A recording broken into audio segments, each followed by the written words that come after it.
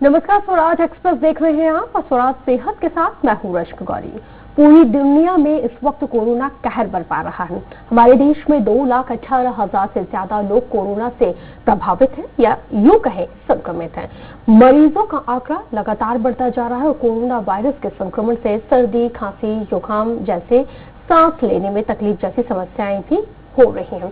लेकिन कुछ संक्रमित मरीजों में इस तरह के कोई भी लक्षण नहीं दिखाई देते हैं। अब देश में अनलॉक होने के बाद हम सबके सामने इस बड़ी बीमारी से बचने की चुनौती है। हालांकि थोड़ी थोड़ी सी सावधानियां बरतने से हम खुद को, अपने परिवार और हमसे जुड़े हुए सभी लोगों को महफूज रख सकते हैं।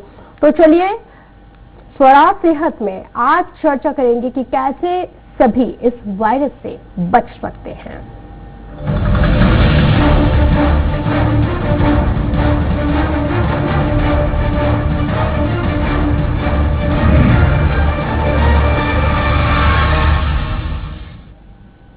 और इसी बेहद ही खास विषय पर मौजूद हैं आरकेजीएफ मेडिकल कॉलेज भोपाल में department of organon of medicine में associate professor doctor Parul Chaudhary ji, जो होम्योपैथी के स्पेशलिस्ट भी हैं। डॉक्टर पारुल चौधरी जी, बहुत स्वागत है आपका हमारे खास कार्यक्रम स्वराज सेहत में। डॉक्टर पारुल जी, हम लगातार जिस तरह से कोरोना को लेकर देख ही रहे हैं कि ये जो महामारी है इसने कहर बरपा के रखा है और इस महामारी में होम्योपैथी क्या रोल अदा कर रही है और क्या रोल अदा कर सकती है? जी, होम्योपैथिक मेडिसिन ऑफ सिस्टम जो है वो बेसिकली सिम्टम सिमिलैरिटी पर काम करता है, लक्षणों के आधार पर।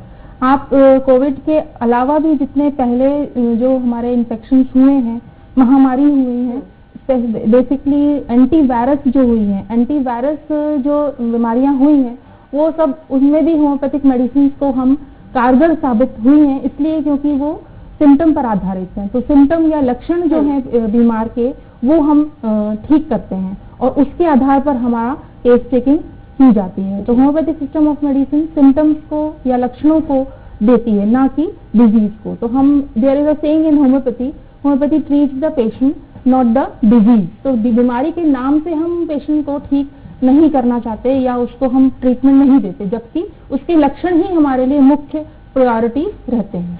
जी, साथ ही हम अपने दर्शकों को ये भी बता देते हैं कि आप अपने टेलीविजन साइट पर इस वक्त जो टेलीफोन नंबर जो फ्लैश हो रहे हैं, जो आप देख रहे हैं, आप इन फोन नंबर पर हमें कॉल कीजिए।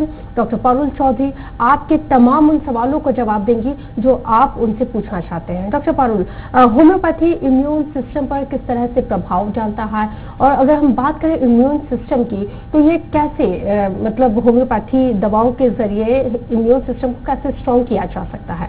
जी, ये आपका क्वेश्चन बहुत अच्छा है, क्योंकि आजकल आप लोग हर कोई इम्यून सिस्टम का नाम सुन रहा है। आज के पहले किसी ने इम्यून सिस्टम पर इतना गौर नहीं किया होगा जो अब हम कोरोना काल में कर रहे हैं। तो इम्यून सिस्टम, या हम उसको इस तरह से समझे, रोग प्रतिरोधक तंत्र हमारे शरीर का, जो कि बीमारियों से या किसी भी फॉरेन बॉडी से, किसी भी तरह के इन्फेक्शन से लड़ता है।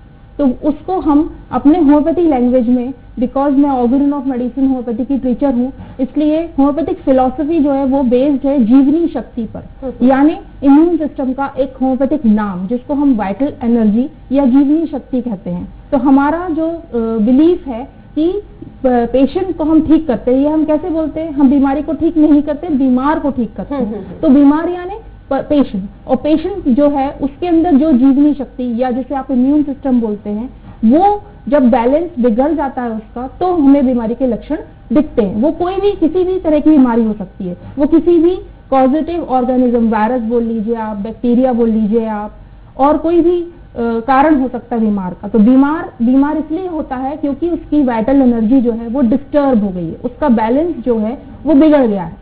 वो बैलेंस कम हो सकता है, जैसे एलर्जीज देख लीजिए आप, है ना, या फिर हाइपर एक्टिव पेशेंट्स हो जाते हैं, ओवर सेंसिटिव पेशेंट्स हो जाते हैं। तो वो जो बैलेंस बिगड़ा उसको हम ध्यान में रखकर ट्रीटमेंट देते हैं। तो हमारी जो होम्योपैथिक फिलॉसफी है या जो कंसेप्ट ऑफ डिजीज या पेशेंट्स को ठीक करने का जो हमारा मेन मंत्र आप कह लीजिए, वो है उस इम्यून सिस्टम को या जो जीवनी शक्ति है उसको सुदृढ़ करना, उसको स्ट्रॉन्ग करना। तो हमारी जो भी होम्योपैथिक मेडिसिन हैं वो सेंटर या system of medicine, vital energy या वाइटल फोर्स को ध्यान में रखकर ही दी जाती हैं।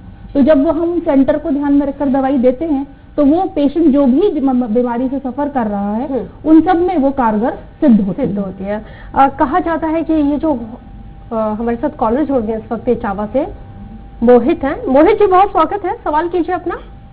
मैडम नमस्ते। मेरा सवाल ये था कि जैसे हम होम्योपैथिक मेडिसिन ले रहे हैं और उसके साथ किसी दूसरी बीमारी की अगर कोई दूसरी मेडिसिन भी ले रहे हैं तो कोई साइड इफेक्ट वगैरह हो सकता है? वो डिपेंड कर रहा है आप मेडिसिन कौन सी ले रहे हैं। जैसे कुछ मेडिसिन ऐसी होती हैं जो कि आप मेंटेन करते हैं, जैसे बीपी है ना, डायबिटीज है, तो ये एलोपैथिक दवाइयां जो हैं आपके शरीर में एक निश्चित मात्रा को बैलेंस करने के लिए आप ले रहे हैं, तो उनके साथ में आप होम्योपैथिक मेडिसिन बिल्कुल ले सकते हैं, कोई उसमें दिक्कत नहीं है, क्योंकि आप उनको विड्रॉ नहीं कर सकते।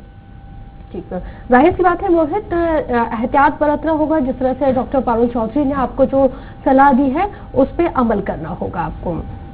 और जिस तरह से मैं आपसे पूछ रही थी डॉक्टर कि ऐसे मिथ भी है कि होम्योपैथिक जो मेडिसिन है वो बहुत टाइम टेकिंग है, बहुत लंबा वक्त लगता है, उसके बाद ये असर करती है, क्या ये सही है? और अगर सही है तो फिर क्योंकि एलोपैथिक दवाइयाँ इंस्टेंट रिलीफ देती हैं और होम्योपैथिक के लिए यही कहा जाता है कि ये थोड़ा सा वक्त लेती है, उसके बाद असर करना शुरू करती हैं। जी नहीं, ये आपने बहुत ही ज्वलंत क्वेश्चन पूछा है कि होम्योपैथिक मेडिसिन ज्यादा टाइम लेती हैं। तो ये मैं कहना चाहूंगी कि अगर आपने होम्योपैथिक मेडिसिन, जैसा मैंने कहा, सिम्टम सिमिलैरिटी के बेसिस पर सही आपने होम्योपैथिक सिलेक्शन करा है मेडिसिन का, होम्योपैथिक मेडिसिन का, तो निश्चित तौर पर वो आपको तुरंत आराम देने की काबिलियत रखती हैं। ऐसा नहीं है कि जो टाइम लगाएंगी ही, वो डिपेंड करता है बीमार पे। बीमारी होने में तो हमने इतना टाइम लगा दिया और हम एक्सपेक्ट करते हैं कि उसको ठीक हम जल्दी से कर ले, तो वो बीमार और बीमारी, जैसे मैंने कहा, हम पेशेंट को ध्यान में रखकर मेडिसिन देते हैं। कुछ पेशेंट्स की, जिसको आप इम्यूनिटी बोलते हैं, कम होती है, कुछ की ज्यादा होती है, कुछ की नॉर्मल होती है, या डिस्टर्ब है तो वो कितनी तादाद में है, उसमें पैथोलॉजी कितनी डेवलप हो गई, तो कई सारे फैक्टर्स जो हैं वो डिसाइड करते हैं कि मेडिसिन जो दी गई है वो कैसा वर्क करेगी, कब तक ठीक करेगी। जी, वही अगर हम बात करें होम्योपैथिक की, ऐसी कौन सी दवाइयां हैं जो कोरोना के संक्रमण को रोकने के लिए वाकई में कारगर हैं, जिसकी तरफ शायद इस वक्त किसी का ध्यान नहीं जा रहा हो? होम्योपैथिक मेडिसिन क्या है, इम्यून बूस्टर्स का कह सकते हैं हम, क्योंकि कोरोना जो है अभी तक एंटीवायरस हमारे पास कुछ है नहीं और उसका कोई वैक्सीन या मेडिसिन हम कह नहीं सकते। तो जितने मेजर्स हमारे हैं, यानी कि जो बचाव के हमारे मेजर्स हैं, उनको हमें ध्यान में रख के, प्लस होम्योपैथिक, जिसको आप एलोपैथिक मैनेजमेंट बोल सकते हैं, और होम्योपैथिक मेडिसिन जो हैं वो आपको साथ में देना चाहिए। तो बहुत सारे जो लक्षण हैं कॉमन फ्लू के, जैसे सर्दी जुकाम है, तो उसमें कुछ मेडिसिन हैं जो शॉर्ट एक्टिंग मेडिसिन हैं, जैसे एकोनाइट है, आर्सेनिक एल्बम का आपने नाम जरूर सुना होगा, आयुष विभाग ने हमको बताया है, तो बेलोडोना है। इन्फ्लुएंजा की मेडिसिन जैसे कि आप जैल्सीनियम बोल सकते हैं, इपिटोरियम पर्फ है, पहले भी आपने सुना होगा, डेंगू में बहुत अच्छी मेडिसिन ने काम किया।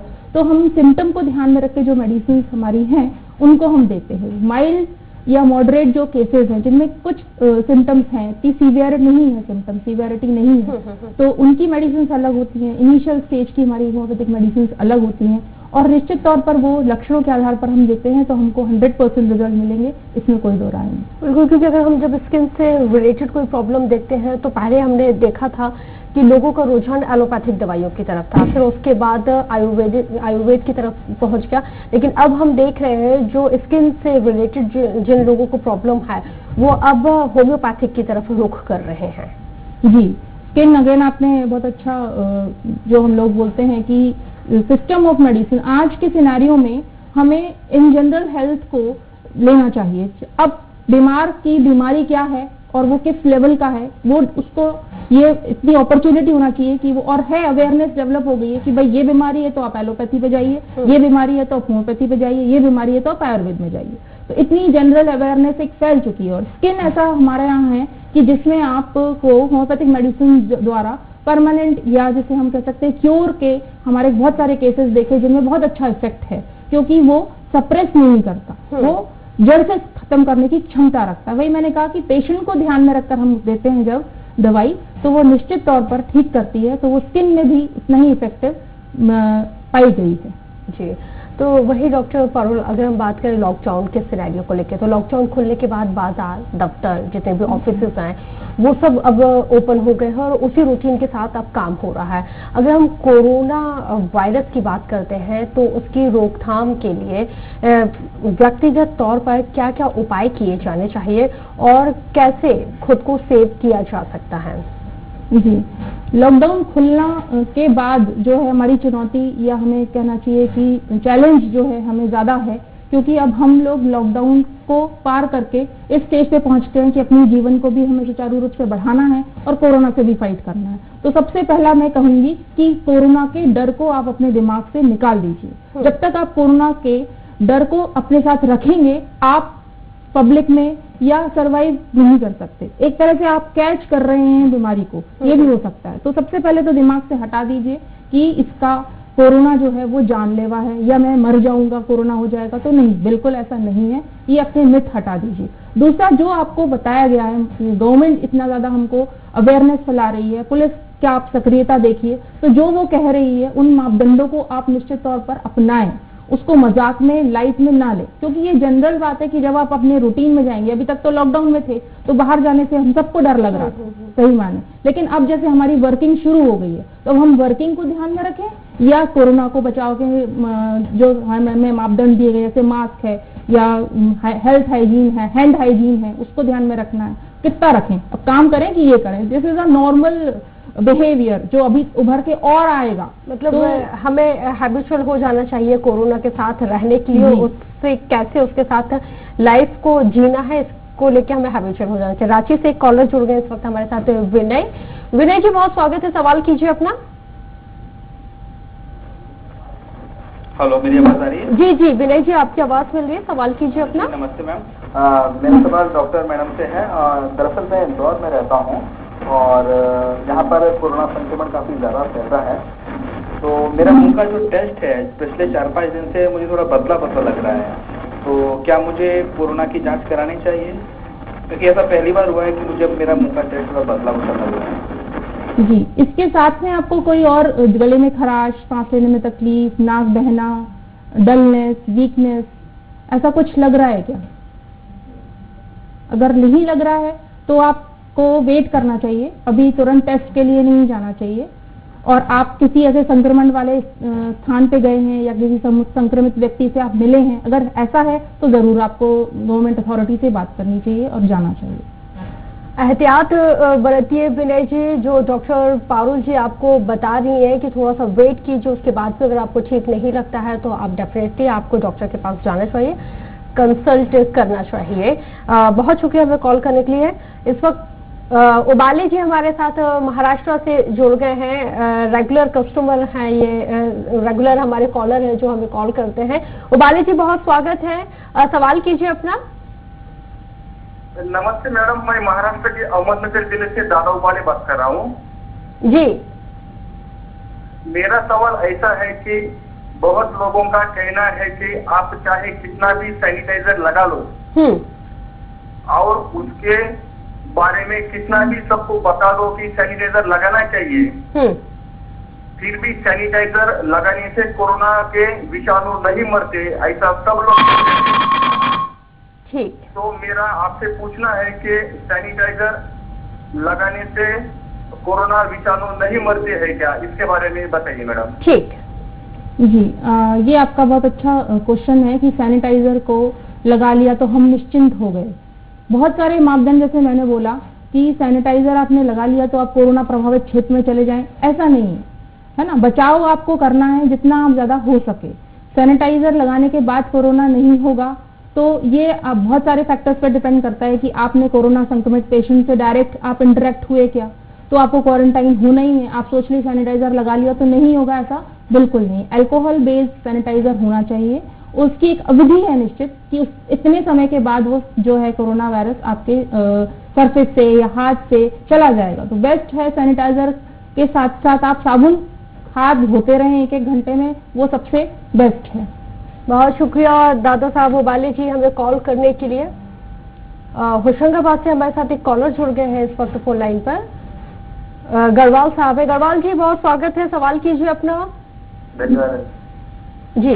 सवाल कीजिए। मैं ये कोरोना से कोई परमानेंट इलाज वैसे अभी है नहीं, तो उसका इलाज देखा जाए तो अपनी इम्यूनिटी बढ़ाने से हम कोरोना से बच सकते हैं। तो हमें ऐसी क्या चीजें लेना चाहिए जिससे हमारी इम्यूनिटी डेवलप हो? ठीक जी, इम्यूनिटी बढ़ाने के लिए या डेवलप करने के लिए सबसे पहली बात, एक दिन में आपकी इम्यूनिटी नहीं बढ़ जाएगी। बहुत सारे आपके जो व्यायाम है, दिनचर्या आपको अपनी रूटीन रखना पड़ेगी, आपको डाइट ऐसी लेना पड़ेगी या खान पान में ऐसी चीजें लेना पड़ेगी। सबसे बेस्ट तरीका मैं बताऊं कि जहां आप रहते हैं वहां पे जो सीजन आपका चल रहा है, हमारे होम्योपैथिक हमारे इंडियन कल्चर में ये बहुत आपने देखा होगा कि जो दादी नानी हमारी खाती थी या जो बताते कि इस मौसम में ये नहीं खाना चाहिए, क्योंकि हम ऐसे देश में रहते हैं जहाँ पे चारों मौसम है, तो जो सीजनल सब्जियां फल जो आते हैं उनको हमें जरूर लेना चाहिए। साथ में हमारे दिनचर्या जो है वो फिक्स होनी चाहिए। फिक्स रूटीन जो है आज की नीड बन गया है। कोरोना से फाइट करने में बहुत बड़ा हथियार एक हो रहा है, जो कि एक दिनचर्या सही रहे, हमारी फिक्स रहे, हम प्रॉपर नींद लें, हम प्रॉपर डाइट लें, हम प्रॉपर आराम करें, हम हाइजीन और हेल्थ का ध्यान रखें। बाहर हम आए, घर से बाहर आए तो हमारे पैर धोना चाहिए, साबुन से हाथ धोना चाहिए, खाना खाने से पहले हाथ धोना चाहिए। तो जितने कोरोना के मेजर्स हैं उनके साथ में आपको अपनी दिनचर्या पर भी उतना ही काम करना पड़ेगा। प्राणायाम, जैसे आप कोरोना वायरस को आपने देखा कि वो ऑक्सीजन कमी या रेस्पिरेटरी सिस्टम को अफेक्ट करता है, तो आप कैसे ठीक कर सकते हैं या कैसे आप स्ट्रांग बना सकते हैं?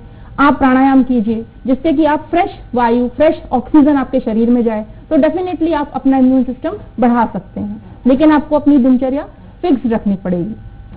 बहुत शुक्रिया हमें कॉल करने के लिए। हम अपने दर्शकों को एक बार फिर से बता देते हैं कि इस वक्त आप अपने टेलीविजन साइट पर जो फोन नंबर देख रहे हैं, आप इस वक्त हमें इन नंबर्स पे कॉल कीजिए। डॉक्टर पारुल चौधरी हमारे साथ मौजूद हैं, जो आपको बताएंगे कि कैसे कोरोना के साथ जो समस्याएं हैं उसका निदान कैसे हो सकता है। इस वक्त हमारे साथ एक और कॉलर फोन लाइन पर जुड़ गए हैं, तरुण शर्मा जी हैं। वरुण शर्मा जी, बहुत स्वागत है, सवाल कीजिए अपना। जी, मेरा ना डॉक्टर पारुल से ये प्रश्न है, कोरोना से हमको डरना है या अपने आप को बचाव करना है, कैसे कर पाएंगे? ठीक जी, ये आपका क्वेश्चन जो है वो सबसे ज्वलंत है। जैसा मैंने बोला, लॉकडाउन खुलने के बाद हमें अपने वर्किंग प्लेसेस पे जाना है, तो अब हम डरें या अपना काम करें?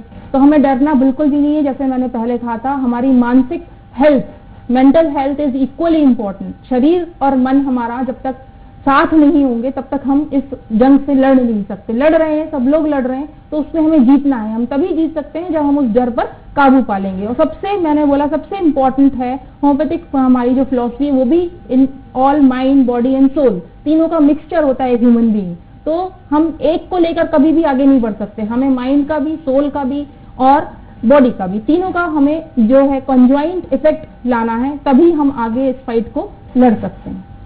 बहुत शुक्रिया शरू जी हमें कॉल करने के लिए। इस वक्त हमारे साथ फोन लाइन पे एक और कॉलर जुड़ गई हैं, लंदन से जुड़ी हैं तनुप्रिया शर्मा जी। तनुप्रिया जी, बहुत स्वागत है, सवाल कीजिए अपना। Thank you so much. Doctor Parul, मुझे आपसे एक क्वेश्चन पूछना था कि अभी जैसे हमारे आसपास कितनी सारी कोरोना की न्यूज और ट्रीटमेंट के बारे में चल रहा है, और हमें ये भी पता है कि इसके लिए कोई वैक्सीन नहीं मिली है अभी तक। तो मुझे ये जानना था कि क्योंकि हमको तो नहीं पता कि किस तरीके से ट्रीटमेंट हो रहा है और कैसे रिकवरी नंबर हमें मिलते हैं इंडिया के, वो कैसे रिकवर हो रहे हैं, तो उनको किस मेडिसिन की छूट मिल रही है, ये इस पर आप थोड़ी जानकारी दीजिए। जी, ये मैं बताना चाहूंगी कि जो सिम्टोमेटिक मैंने ट्रीटमेंट की बात कही थी कि हमारे पास वैक्सीन नहीं है, हमारे पास कोई परमानेंट मेडिसिन नहीं है, चाहे वो एलोपैथी हो, होम्योपैथी हो या आयुर्वेद हो। हम ये क्लेम अभी एट प्रेजेंट सिचुएशन में नहीं है कि ये क्लेम करें कि ये उपाय है या उपचार है कोरोना का, नो डाउट। लेकिन जो पेशेंट के सिम्टम्स आ रहे हैं, एलोपैथी भी वही कर रहे हैं। मैनेजमेंट इज द कि पेशेंट को हम सही नींद दें, उसको गर्म पानी पीने के लिए बोला जा रहा है, उसको जूसेस, विटामिन सी जो इम्यून सिस्टम को बूस्टअप करता है वो दे रहे हैं हम, उसका डाइट जो है वो हम प्लान कर रहे हैं। तो ये सारे फैक्टर्स के साथ में जो सिम्टोमेटिक रिलीफ है, यानी सर्दी जुकाम हुआ तो उसकी दवाई दे दी हमने, उल्टियां हो रही हैं, नोजिया वोमिटिंग है तो उसकी दवाई दे दी हमने, पेट ठीक नहीं है तो इसकी हमने मेडिसिन दे दी। इस तरह हमको जो हमें दिख रहा है उसको तो हम ट्रीट कर सकते हैं ना, वही हम कोरोना के साथ भी कर रहे हैं कि हमें नहीं मालूम कोरोना का इलाज क्या है, लेकिन उसके जो सिम्टम्स पेशेंट में आ रहे हैं वो हम ठीक कर सकते हैं, उनको एक क्रिटिकल स्टेज में जाने से हम रोक सकते हैं, और इसमें होम्योपैथी बिल्कुल 100% कारगर है। बहुत शुक्रिया हमें कॉल करने के लिए। खुशबू जुड़ गई हैं बेंगलुरु से। खुशबू जी बहुत स्वागत है, सवाल कीजिए अपना। हाय डॉक्टर पारुल। हेलो जी। तो कि जैसे हम सब्जी वगैरह लेने जाते हैं तो क्या कोरोना फ्रूट्स या वेजिटेबल्स में फैल सकता है? और बाहर तो आप कुछ इसके प्रिवेंटिव मेजर्स बता सकती हैं क्या? जी, ये जो हमारा बड़ा चैलेंजिंग है कि घर में हम सामान ला रहे हैं, बिना सामान लाए तो हम रह नहीं पा रहे, चाहे वो फल हो, सब्जी हो या और ग्रोसरीज हो। तो वो सब चीज़ों को हमें ला के एकदम से कांटेक्ट में नहीं आना है। आप छुएंगे ज़रूर तो अपने हाथ पहले धोइए, उनको स्टोर करने के पहले आप बाहर रखिए, और बेहतर है कि नमक के पानी से बेकिंग सोडा डालकर आप गर्म पानी से उसको धो पाएं तो बहुत अच्छी बात। कोई भी सामान, चाहे वो फल हो, सब्जी हो या पैकेट्स हो, उन सबको बिना वॉश किए पानी से, गर्म पानी से, नमक के पानी से, और अगर आप पॉलिथीन या ऐसा कुछ है तो आप सोप से भी उसको धोकर रख सकते हैं। मेक इट अ हैबिट कि आप कोई भी सामान लाएं उसको बिना धोए इस्तेमाल तो करना ही नहीं है, क्योंकि अपने आप गाइडलाइंस देखी होंगी आपने भी कि इतने घंटे तक कोरोना सरफेस पे रहता है, मेटल पे सबसे ज्यादा सर्वाइव करता है। तो जो गाइडलाइंस है उनको ध्यान से समझिए और अपनी जीवनचर्या को आगे बढ़ाइए बिना डरे। बहुत शुक्रिया आपने कॉल करने के लिए। आगरा से कॉलर जुड़ गई हैं रेखा वर्मा जी, बहुत स्वागत है, सवाल कीजिए अपना रेखा जी। हाँ मैडम, मेरे को ऐसा है कि जैसे मैं मतलब सब्जी लेने जाती हूँ, सब्जी वाली ठेले से सब्जी लाती हूँ जी। हाँ, तो जैसे भी सब्जी लेके आती वैसे मैं घर में मेरे को 15 दिन से फीवर आता है, तो कभी फीवर आ जाता है, कभी उतर जाता है। और मैं मतलब क्या कहते हैं, जैसे सब्जी लेके आती हूँ उस दिन मुझे बुखार आता है और मतलब मेरे हाथ पैर टूटते हैं, और जैसे घर पे रहती हूँ तो सही रहती हूँ, और मार्केट जैसे सब्जी लेके या मार्केट जाती उस दिन मुझे फीवर आता है और मेरी तबीयत खराब हो जाती है। ठीक, बिल्कुल। ये आपको देखना पड़ेगा कि ये कब से हो रहा है आपके साथ में, और बुखार के अलावा और क्या सिम्टम्स हैं। जैसे आप 15 दिन से बोल रही हैं, तो साथ में कोई और सिम्टम बढ़े क्या कि नहीं बढ़े, ये आपको जज करना पड़ेगा। तब आप इसका कोई रिलेशन नहीं होना चाहिए मुझे कि सब्जी लेने जा रहे हैं तभी आप बुखार आ रहा है और घर आ रहे हैं तो ठीक हो जा रहा है। तो आप और लक्षण इसके साथ में क्या है उस पर आप जरा गौर करिए और डॉक्टर की सलाह लीजिए, सबसे बेस्ट यही कहूंगी मैं। बहुत शुक्रिया रेखा जी कॉल करने के लिए। राज जुड़ गए इस वक्त हमारे साथ फोन लाइन पर, बहुत स्वागत है, सवाल कीजिए अपना। हेलो डॉक्टर साहब जी। मैं ये बोल रहा था, जो गवर्नमेंट मध्य प्रदेश में जो पाउडर दी है जो इम्यूनिटी बढ़ाने के लिए जो पाउडर दी है जी, तो वो जैसे गर्भवती महिला है वो उसका सेवन कर सकती है? ठीक, पूछ लेते हैं हम डॉक्टर साहब से। जी, ये आयुष मंत्रालय के द्वारा जो इम्यूनिटी सिस्टम डेवलप करने के लिए जो पाउडर दिए गए हैं, तो क्या वो गर्भवती महिलाएं ले सकती हैं? इनका सवाल ये है। जी, ये आपका क्वेश्चन आप एक आयुर्वेदिक, क्योंकि पाउच उन्होंने मेडिसिन होम्योपैथिक का तो मैं बात कर सकती हूँ कि बिल्कुल दे सकते हैं आप, जो मेडिसिन दी गई है आर्सेनिक एल्बम 30, लेकिन आयुर्वेदिक विशेषज्ञ से आप कंसल्ट करके इसी ही लें। तो राज जी, जाहिर सी बात है क्योंकि आपका सवाल बेहद महत्वपूर्ण है और बेहद संवेदनशील है, इसलिए डॉक्टर से, जो आयुर्वेदिक डॉक्टर हैं, उनसे आप जरूर कंसल्ट कीजिए, उनकी सलाह लीजिए और उनकी सलाह के मुताबिक ही उस घोल को, जिस गर्भवती महिला के रिगार्डिंग आपने ये सवाल किया है, उनको दीजिए। बहुत शुक्रिया हमें कॉल करने के लिए। डॉक्टर पारुल, एक और कॉलर जुड़ गई है हमारे साथ उज्जैन से, शशि। शशि जी बहुत स्वागत है, सवाल कीजिए अपना। मैडम, हम लोग अभी 12th बोर्ड एग्जाम करानी है मध्य प्रदेश में, हम लोग शिक्षक के रूप में वहाँ काम करेंगे जी। तो हम ये चाह रहे थे कि हम लोग ऐसी कौन सी दवाई प्रिकॉशंस के रूप में लें, क्योंकि बच्चे हम लोगों के साथ आएंगे वहाँ पर, और बच्चे हम लोग जो दूसरे प्रिकॉशंस है वो तो रखेंगे ही रखेंगे, पर कुछ ऐसा मेडिसिन जो हम अपने साथियों के साथ ले सके प्रिकॉशंस के रूप में, मैं वो मेडिसिन जानना चाह रहा हूँ होम्योपैथी में। जी, आर्सेनिक एल्बम 30 जो है आयुष मंत्रालय द्वारा एज अ रोकथाम के लिए इम्यून बूस्टर के तौर पर इम्यून बूस्टिंग मेडिसिन बोली गई है, तो वो खाली पेट आप 3 दिन जैसा आप मार्गदर्शन दिया गया वैसा लीजिए, और साथ में जैसा मैंने कहा कि आप अपनी जो रूटीन है, फिक्स जो आप दिनचर्या है, उस पर भी ध्यान दीजिए, और प्राकृतिक चीजें जो हैं जैसे तुलसी है ना, और आपकी गर्म पानी है, जो मेजर्स हैं कि आपको इन्फेक्शन ना हो पाए, इसका पूरा आपको, आपकी जनरल हेल्थ, कोई बीमारी आपको ऐसा तो नहीं है तो आप प्रॉपर उसकी जांच करा लीजिए, नहीं है और अगर हो सकती है तो आप अपनी जनरल हेल्थ को स्ट्रांग रखने के लिए क्या क्या करते हैं, तो वो सारे मापदंड आप अपनाइए मेडिसिन लेने के साथ में। सिर्फ मेडिसिन लेने से काम नहीं बनेगा, आप मेडिसिन लेके निश्चिंत हो गए और आप मेजर्स जो बोले गए हैं रोकथाम के लिए, बचाव के लिए, वो नहीं अपना रहे तो बिल्कुल ऐसा नहीं होगा कि आपको कोविड ना हो या फैले ना। तो आप सबसे पहले जो गाइडलाइंस दी गई है कि आप किसी संपर्क में संक्रमित व्यक्ति के तो नहीं आए, कहीं आप ऐसी भीड़ भाड़ करके जहाँ पे जा रहे हैं तो मास्क जरूर लगाइए, ये सारी चीजें आप फॉलो करते हुए सोशल डिस्टेंसिंग जो टर्म अपन यूज कर रहे हैं कि वो आप मेंटेन करिए और बच्चों को भी आपको वो बताना पड़ेगा। तो होम्योपैथिक मेडिसिन जो मैंने बताई उसके साथ में ये सारी चीजें आपको करना पड़ेंगी और करना चाहिए। बहुत शुक्रिया हमें कॉल करने के लिए। बेंगलुरु से एक कॉलर जुड़ गई है इस वक्त हमारे साथ फोन लाइन पर, सुनीता दुबे जी। सुनीता जी बहुत स्वागत है, संक्षेप में आप अपना सवाल कीजिए। बच्चों के लिए अभी गवर्नमेंट बोल रही है कि स्कूल खोल सकते हैं, तो अगर ये स्कूल खुलते हैं तो बच्चों को क्या प्रिकॉशन लेना चाहिए, क्योंकि बच्चे थोड़े केयरलेस होते हैं, स्कूल में जाएंगे भूल जाते हैं मास्क लगाना, सैनिटाइज करना, तो उनके लिए आप क्या बताना चाहेंगे?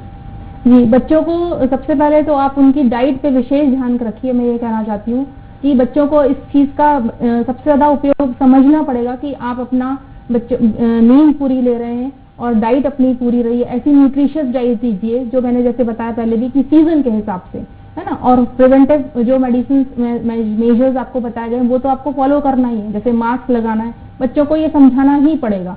और बच्चे ये आज इतना सुन रहे हैं कि मुझे नहीं लगता कि वो इनसे अनभिज्ञ होंगे, वो भी चाह रहे हैं, वो भी घर में लॉकडाउन होते हुए जो है वो बोर हो गए एक तरह से, तो वो भी उनको भी चाहिए कि वो मेजर्स को अपनाएं। जिस तरह से उनको एक पोएट्री सिखाई जाती है उस तरह से ये कोविड-19 के मेजर्स रटाने पड़ेंगे। और शुक्रिया हमें कॉल करने के लिए डॉक्टर पारुल, क्योंकि वक्त बेहद कम बचा हुआ है।